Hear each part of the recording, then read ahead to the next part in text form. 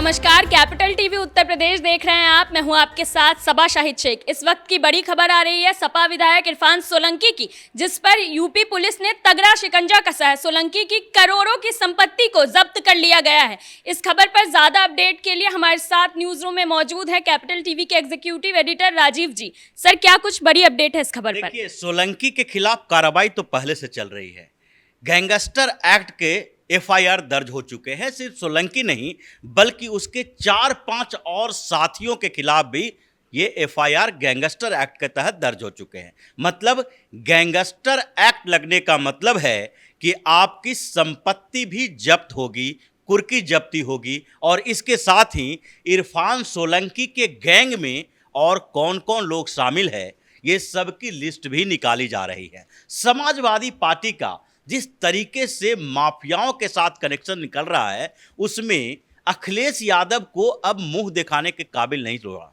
जिस तरीके से अखिलेश यादव बार बार इस बात का जिक्र करते रहे हैं, योगी आदित्यनाथ के ऊपर आरोप लगाते रहे हैं, अब उनको सामने आकर बोलना चाहिए कि आखिरकार सारे के सारे अपराधी कहीं न कहीं समाजवादी पार्टी से कैसे जुड़े रहते हैं। अभी जो उमेश पाल हत्याकांड हुआ है उसमें पहले अतीक अहमद, फिर मुख्तार अंसारी और कहीं न कहीं इरफान सोलंकी का कनेक्शन भी सामने आ जाएगा। ये एक दो लोगों की बात नहीं है, क्योंकि इन लोगों को लगने लगा था कि जिस तरीके से यूपी की सरकार कार्रवाई कर रही है, जिस तरीके से न्यायपालिका फास्ट ट्रैक कोर्ट में सजाएं सुना रही है, उसके बाद इन लोगों का वर्चस्व अब नहीं बचेगा। जब तक योगी की सरकार है तब तक इन लोगों के लिए कोई और दूसरा विकल्प नहीं है। इरफान सोलंकी उसी में से एक है। अब इरफान सोलंकी की कुर्की जब्ती होगी। इसके मुंबई में भी कनेक्शन तलाशे जा रहे हैं।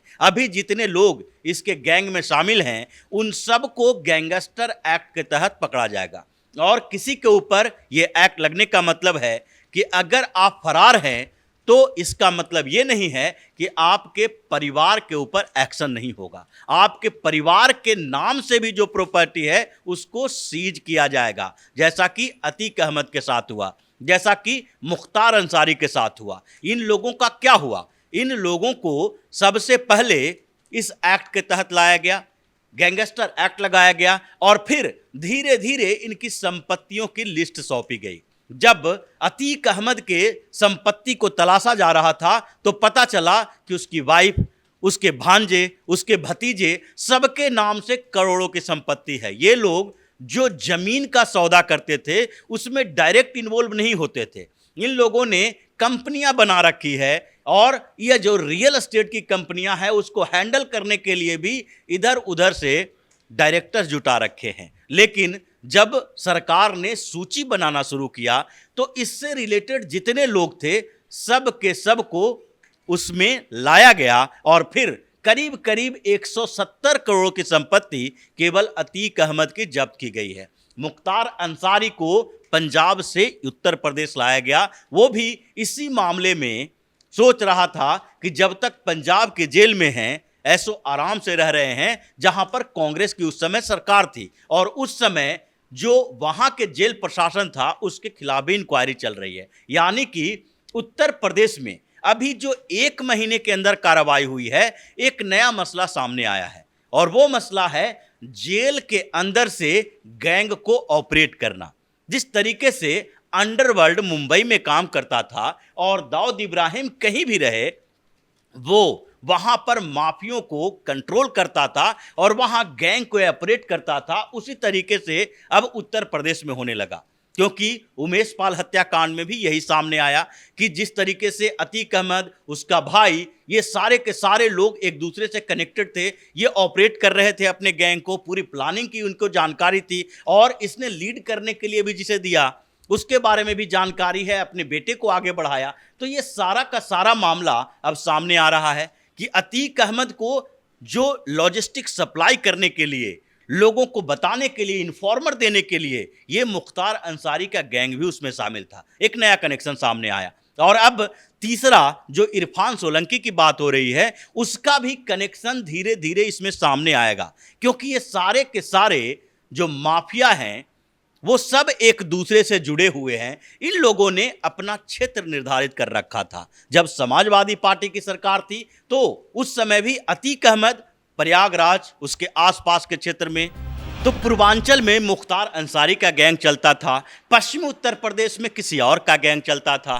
तो हर जगह पर इन लोगों ने अपना अपना क्षेत्र निर्धारित कर रखा था और उसी क्षेत्र के बीच से वो ऑपरेट करते थे और एक दूसरे से जुड़े भी रहते थे। अगर इनके टेरिटरी में कोई दूसरा घुसेगा तो ये उसके साथ जो कार्रवाई करनी है उसके खिलाफ, उसकी हत्या करनी है, प्लानिंग करनी है, तो सब एक दूसरे से जुड़ जाता था। यही उमेश पाल और राजू पाल के मामले में भी हुआ, क्योंकि राजू पाल का टेरिटरी जो था वो भी अतीक अहमद के क्षेत्र में था। वो भी रियल एस्टेट में कारोबार करने का शुरुआत कर चुका था, बीएसपी से एमएलए बन चुका था और अतीक अहमद को लगा कि अगर हमारे क्षेत्र में ही ये वर्चस्व पालेगा तो उसके बाद हमारा क्या होगा। इसलिए उमेश पाल की हत्या करवाई गई और राजू पाल और उमेश पाल दोनों कहीं न कहीं इस बात का संकेत देता है कि इस मर्डर में अंसारी, अतीक अहमद, सोलंकी सब जुड़ा हुआ है और इन सब लोगों के खिलाफ जो योगी सरकार की कार्रवाई है वो जल्दी ही पूरी होगी, क्योंकि होली से पहले ये टारगेट है कि कम से कम इस गैंग के, जितने गैंग चल रहे हैं उस गैंग के 50 लोगों की लिस्ट बनी है जिसको अंदर करना है और जो सरेंडर नहीं करेगा, जो भागने की कोशिश करेगा, उसका इनकाउंटर भी होगा। जैसा कि उमेश पाल मर्डर केस में एक इनकाउंटर हो चुका है। उसने भागने की कोशिश की, उसने पुलिस पे गोली चलाई तो उसका इनकाउंटर हुआ, जो दूसरा था वो गिरफ्तार हुआ। और अब धीरे धीरे ये जानकारी मिल रही है कि इनका नेटवर्क बहुत गहरा है, लंबा नेटवर्क है और उस नेटवर्क को तलाशने के लिए एक एक को नैब करने की जरूरत है। लगातार माफियाओं पर कार्रवाई चल रही है और योगी सरकार खदेड़ खदेड़ के माफियाओं को निकाल रही है, तो ये कार्रवाई आखिर माफियाओं पर कब तक चलती रहेगी? देखिए, ये कार्रवाई तब तक चलती रहेगी जब तक कि माफिया राज खत्म नहीं होता, जब तक कि समाजवादी पार्टी और बहुजन समाज पार्टी ये नहीं मान लेती है कि वो लोग भी माफियाओं को अपनी पार्टी में जगह नहीं देंगे, जब तक कि पॉलिटिकल संरक्षण इन लोगों को मिलना बंद नहीं होता और जब तक कि उत्तर प्रदेश उत्तम प्रदेश नहीं बन जाता। जो योगी ने संकल्प लिया है वो विधानसभा में भी बताया। विधानसभा में अखिलेश यादव को भी धमकी दी गई है कि अगर माफिया का साथ दिए तो आपके साथ भी वही सलूक किया जाएगा जो माफियाओं के साथ किया जाएगा। जिस तरीके से समाजवादी पार्टी के शासन में लोग परेशान थे, इस बात के लिए परेशान थे कि पॉलिटिकल संरक्षण में माफियागिरी पल रही है, लोग डर रहे थे और अब समय आ गया है कि माफियाओं को डरना पड़ेगा। सरकार ने ये ठाना है कि डर तो दिखाना ही पड़ेगा, लेकिन पहले ये डर सामान्य लोगों के अंदर थी। वो लोग गुंडों से डरते थे, अब पुलिस का डर है और वो गुंडे डर रहे हैं। तो जब तक ये गुंडों के अंदर डर नहीं होता, माफियाओं के अंदर डर नहीं होता, तब तक ये कार्रवाई रुकने वाली नहीं है। ये कार्रवाई ऐसे ही जारी रहेगी। बहुत बहुत शुक्रिया सर। योगी सरकार खदेड़ खदेड़ के माफियाओं को निकाल रही है और उनका सफाया कर रही है। अगर ऐसा रहा तो जल्द ही प्रदेश से माफियाओं का सफाया हो जाएगा। फिलहाल इस बड़ी खबर में मेरे साथ इतना ही। कैमरामैन रवि के साथ सबा शाहिद शेख, कैपिटल टीवी।